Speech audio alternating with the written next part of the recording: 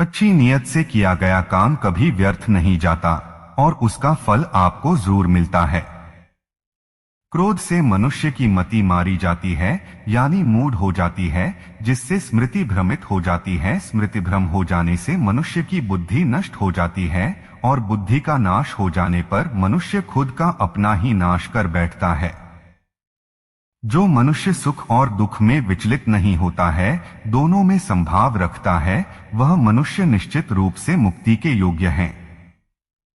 हृदय से जो दिया जा सकता है वो हाथ से नहीं, और मौन से जो कहा जा सकता है वो शब्द से नहीं।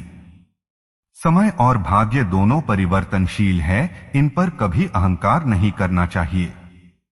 सुकून संसार की सबसे महंगी वस्तु है, जो केवल आपको प्रभु की भक्ति से ही मिलेगी। मनुष्य की मानवता उसी समय नष्ट हो जाती है जब उसे दूसरों के दुख में हंसी आने लगती। अगर भगवान तुम्हें ज्यादा इंतजार करवा रहा है तो तैयार रहना, वो उससे कहीं ज्यादा देने वाले हैं जितना तुमने मांगा था। मन को प्रभु के साथ जोड़ दो, जहां प्रभु जाएं वहां मन जाए, और जहां मन जाए वहां प्रभु साथ रहें।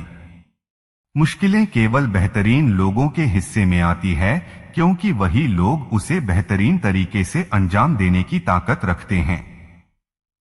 अगर परमात्मा तुम्हें कष्ट के पास ले आया है तो अवश्य ही वो तुम्हें कष्ट के पार भी ले जाएगा।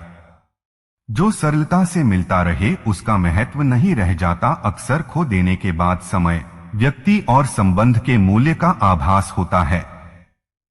उस दिन हमारी सारी परेशानियां खत्म हो जाएगी, जिस दिन हमें यकीन हो जाएगा कि हमारा सारा काम ईश्वर की मर्जी से होता है। ज्यादा खुश होने पर और ज्यादा दुखी होने पर निर्णय नहीं लेना चाहिए, क्योंकि यह दोनों परिस्थितियां आपको सही निर्णय नहीं लेने देती हैं। कुछ लोग अपने अधिकार के लिए तो संघर्ष करते हैं, परंतु अपने कर्तव्य को भूल जाते हैं। बिना मुहूर्त के जन्म लेता है और बिना मुहूर्त के ही दुनिया से चला जाता है, फिर भी इंसान अच्छे मुहूर्त के पीछे भागता रहता है। अगर विचार हमारे अच्छे हो और व्यवहार हमारे सच्चे हो तो कोई भी कार्य बुरा नहीं हो सकता। यदि तुम्हारे अंदर खुद को बदलने की ताकत नहीं है तो तुम्हारा कोई अधिकार नहीं कि तुम भगवान या भाग्य को दोष दो। समय जब पलटता है तो सब कुछ पलट देता है, इसलिए अच्छे समय में घमंड ना रखे और बुरे वक्त में सब्र रखना ना छोड़े।